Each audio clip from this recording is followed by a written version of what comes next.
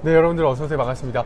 여러분들 저희가 다음 연사 제리 카플란 씨라고 말씀을 드렸는데 지금 스케줄 변동이 있어가지고 이한주 대표님 그리고 벤카스노차 그리고 크리스예와 함께 연사 인터뷰를 진행하려고 합니다. 제가 먼저 잠깐 소개를 드리자면요, 스타트업을 육성하는 스타트업 액셀러레이팅 회사를 운영하고 계시는 스파크랩의 대표분이 바로 이한주 대표님이신데요. 여러분들 이제 청년 창업, 그리고 요즘 창업 열풍이 굉장히 불고 있지 않습니까? 그래서 이 창업에 관련된 여러분들이 뭔가 비즈니스를 차리고 싶거나 아니면 이런 영감들, 이런 에너지들 어디서 나오는지 궁금하시다면 여러분들이 즉흥적으로 질문을 해 주시면 되겠습니다. 아시겠죠? 그리고 또 카스노차, 그 다음에 우리 크리스예는요, 여러분들 링크드인이라는 회사 아십니까? 그 링크드인의 대표와 같이 일을 하고 계시면서 또 여러 가지 스타트업 이제 벤처, 그 다음에 스타트업 정신을 키우고 계시는 그런 분들입니다. 그러면 우리 크리스예, 벤카스노차, 우리 이한주 대표님 모시고 인터뷰 진행해 보도록 하겠습니다. 어서 오시죠.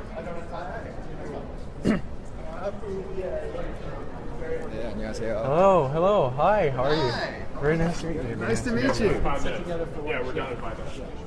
Okay, so I'll hold the mic. okay, sounds good. All right, so before we begin our interview, could you please say hi to our Facebook Live fans? Hello. What do we? Hi everyone. This is Facebook We're live. We're live right now. Yes. All right. Yes. We'll do it live. This is our first time doing 4 people interview at the same time, so it's Wow. going to be a little hectic. And our friend Justin may join us, and it'll be 5. So. Right. Right. People are saying hi, how are you? So the chat room, excellent. Before we begin, can you briefly introduce yourself and what you guys do to this Korean fans, because they might not know exactly. So I'm a co-founder and a partner at Spark Labs. Spark Labs is an accelerator and a seed fund operating out of Korea. Benka스노차, an entrepreneur, author, and co-founder of a firm called ALC2016 in San Francisco. Hi, I'm 크리스예, and I am the co-author with Ben and our friend Reid Hoffman of The Alliance, which is the book that the ALC2016 is based on. I'm also an investor. Okay. Well, people are saying, they're very handsome. Do you hear this a lot? His hair is Hanju's hair is truly remarkable. Oh my goodness, I wish I had hair like that. Well, we've done a lot of interviews before, but then we get energies from you guys. So apparently you guys are startup, venture, and then you guys are invest, and then you guys are raising a lot of the business people. Mm-hmm. So where do you get this energy from? All right, Chris, where do you get your energy? You woke up at 2 a.m. in the morning. Yes. So first of all, fantastic breakfast. I loved it to death. It was wonderful.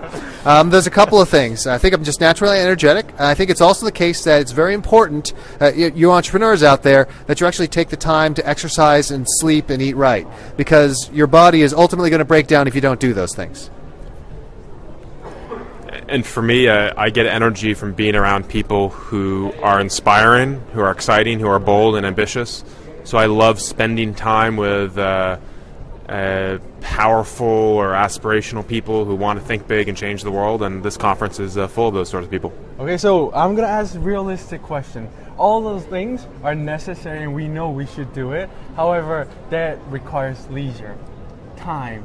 So you guys earn a lot of money, and then you guys invest a lot of money. So that's why, people could think we're able to do that. But then those who just started startup, I don't know much about the startup, but then they're facing hardships too. So how did you still have that leisure when you were starting your business? Yeah, I'll start off. I mean, as a startup, the only advantage that you have over other competitors or bigger companies is actually time.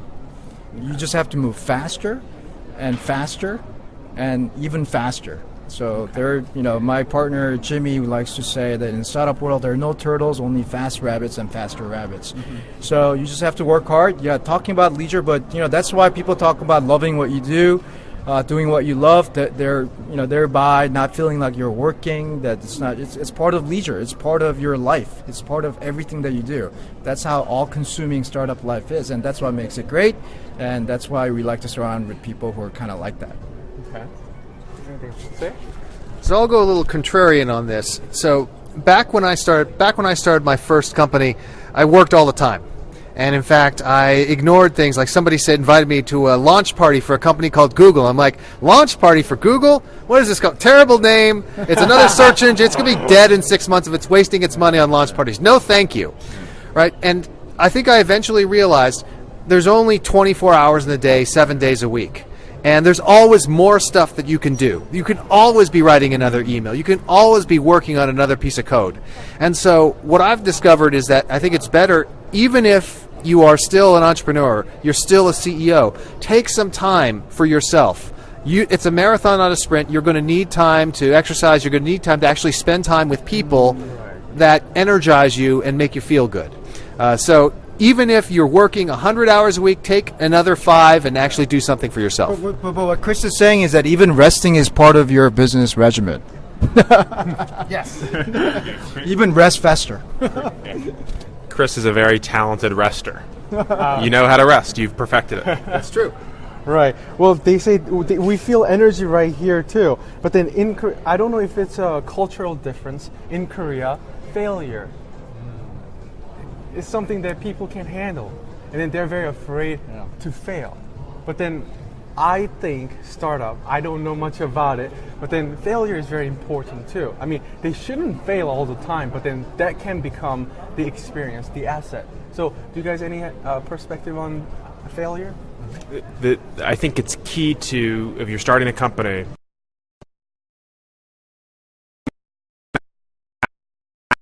max out your credit cards or mortgage your home to try to finance your business. Take it step by step. And so if you fail, the consequences are relatively small. Don't plow all of your life savings into a single idea on day one. Take it slow. Take baby steps. That way, if you fail, it's just a small failure. And if you learn from that failure, you can apply those lessons to be more successful the next time. And one thing to note, for those of you who are scientifically oriented, is I think about like chemistry, for example. A startup is a series of experiments that are designed to prove or disprove hypothesis. When a hypothesis is disproven, that's failure, but what it is also is learning. And so the goal is simply to learn as quickly as possible. Failure is a means of learning. Okay. Failure is this is part of being a startup life. All these things that were said, smaller steps, smaller chunks, and making it more scientific, hypothesis, that's all true. But at the end of the day, you're the one who have to kind of cross the barrier, jump off the bridge. There's really no other way to do it. You just gotta do it. I mean, what else can I say? It's part of it. It's not the end of the world if you fail in your business. You gotta pick yourself up and do it again. But let me ask you this. 정말로 이제 한 가지 정말 이거 중요한 건데요. 대기업 들어가서 일하는 게 그렇게 리스크 프리한 건가요? 요즘에? 아니, 사업 시작하는 거하고 대기업 들어가서 입사해서 하는 거하고 어느 게 리스키한 건지 한번 잘 생각해 보세요. What I asked was, what's riskier, joining a big company today or starting a business? I don't know. I mean, make a really good judgment about that. Well, speaking of that, we know that might not be the case in America, but then stability is really important in Korea. Especially, they can't think of future. But then when we are interviewing you guys have motivation. You guys have energy to keep going. So where do you find that motivation from? And where can they find motivation? How?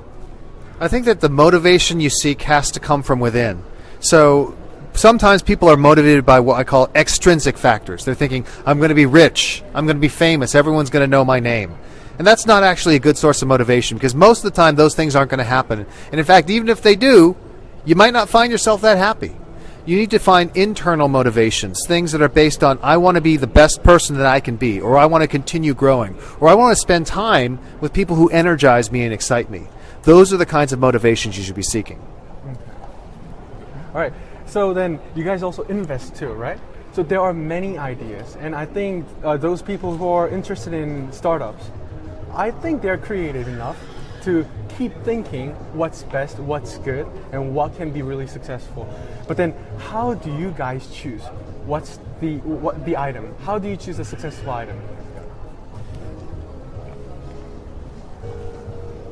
For us, it's about global businesses. Does the entrepreneur think big? Are they thinking beyond Korea, even beyond the U.S.? In a global economy, the winners of tomorrow are those that create businesses that can work around the world, that can serve a global market.